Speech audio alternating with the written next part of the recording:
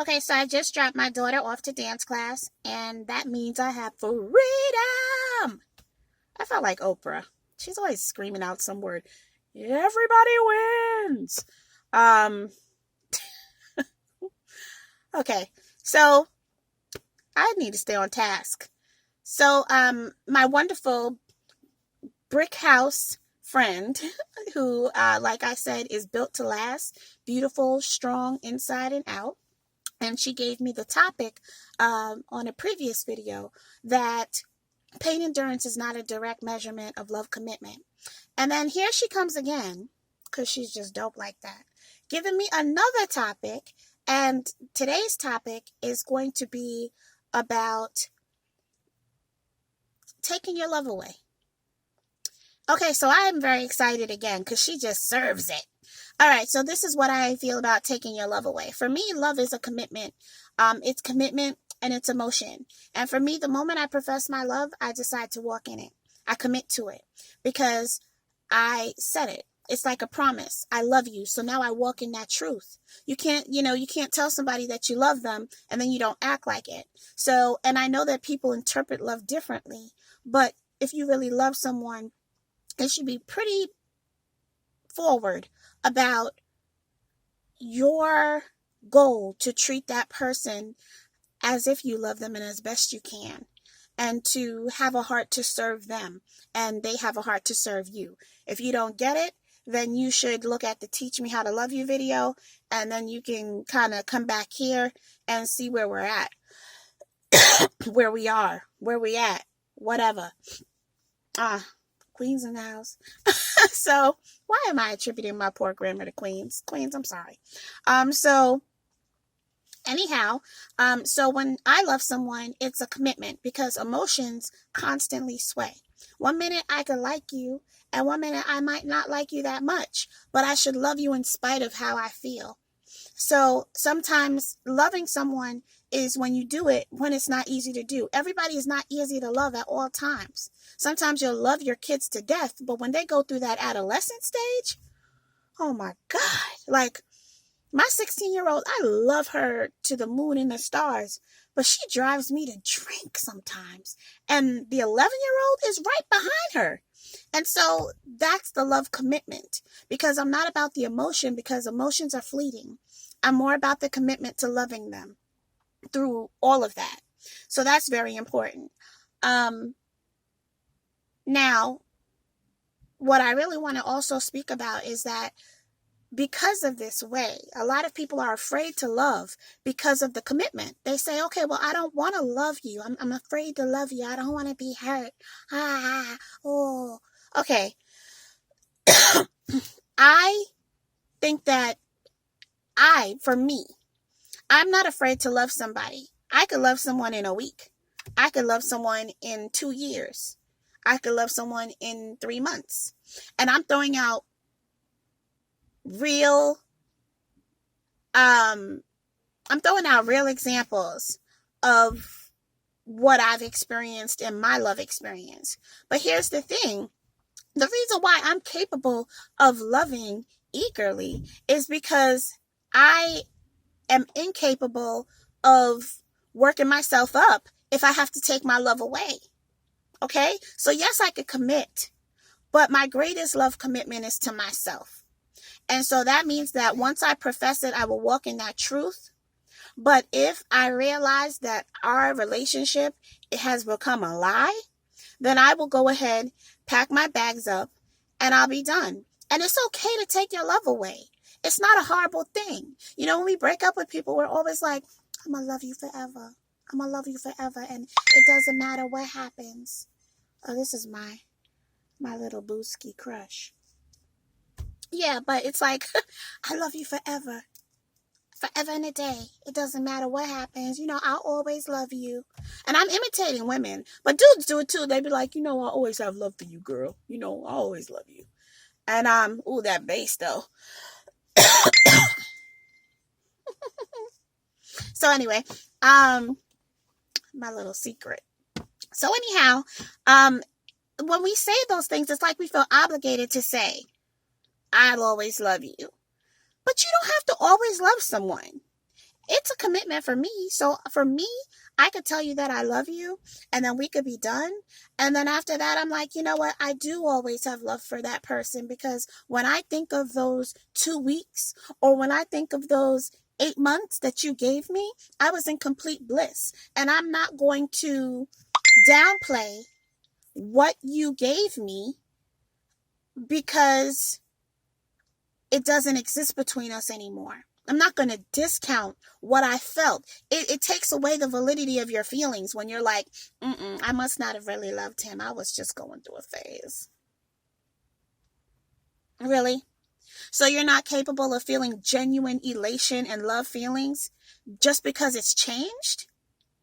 I get on a roller coaster and I feel, not anymore, but I used to feel darn near euphoric. It doesn't, when I get off the roller coaster, that wasn't real because now I'm grounded. No, it was real. It was just a moment that passed. And I have a heart that it can accept that. And I can handle that. And now I am pretty much fearless where I can throw myself into love because I'm mature enough to accept the moment for what it was and walk away from it. And of course, I want that forever love. But the reality is that I cannot foresee the future. So if I don't have that forever love, I have to be okay with the moments that I did have. Because if you've ever been the recipient of love or the giver of love, you shouldn't want to trade that for one day without it, even if it was for a short period. But there's nothing wrong after it's over to acknowledge that the season has passed. It's run its course and it's time to move on. So your greatest love commitment should be to yourself. You know what I'm saying? Like, you should love yourself enough where you say, okay, I love you, but if it's to the detriment of my own love commitment, I'm going to have to take my love away.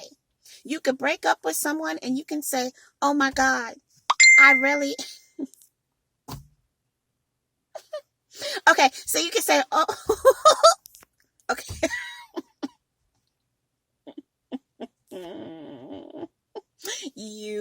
So you could say, I'm sorry, I just have a lot going on and I like what I have going on. So, and then I get distracted. So, and I'm going to blush.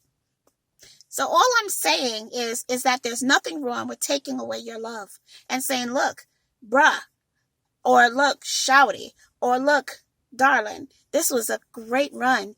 And I really did enjoy this ride, this roller coaster, this euphoric feeling, this love, this real thing we had. It doesn't make it any less real, but it's time to go. And I'm done. And there's nothing wrong with that. You don't have to give the obligatory or obligatory, wherever you want to put your inflection, I will always love you. This is not a Whitney Houston song. This is real life. And sometimes you have to take everything back and collect yourself so that you can continue to maintain the love commitment that you have to yourself. You can't have pieces of you with everybody else. If you could handle it and you could say, look, I'm not fearful to love anybody, so I could love you and I could be in this moment and accept this season for what it is and move on. We had our summer and now it's time for my fall. Okay, if you could do that, then do that. Because there are people who will always have my love. But there are some people where I took that stuff away. And there's nothing wrong with that. It doesn't change anything. It doesn't make me any more weak. So love, yes, love is a commitment and it's an emotion. But you can sometimes change your commitments. That's okay. You can make a new commitment. That's okay. It's like having, my light's off. Great. This is just...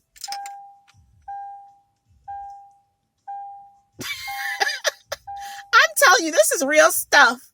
Like, I'm sitting here and I don't get myself all gussied up. Like I'm still wearing the same matte lipstick from before. I sound still like a man / myself. My braids are starting to look trifling. My edges are creeping out. But that's real.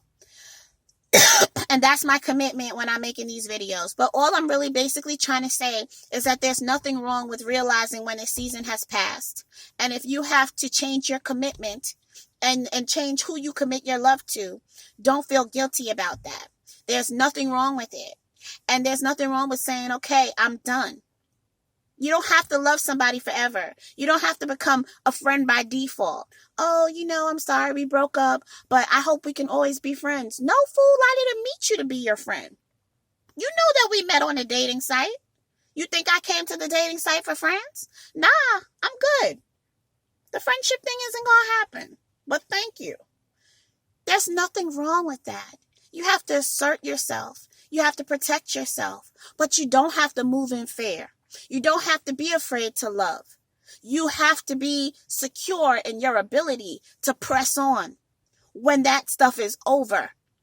And if you do that, you'll be able to find yourself in all kinds of wonderful situations because you're opening yourself up to receive more. And that's a blessing. I want the treasure of life. I want everything that life has to give me. And I'm not going to move in fear so that I prevent myself from receiving what I'm entitled to, what I deserve. So love with commitment.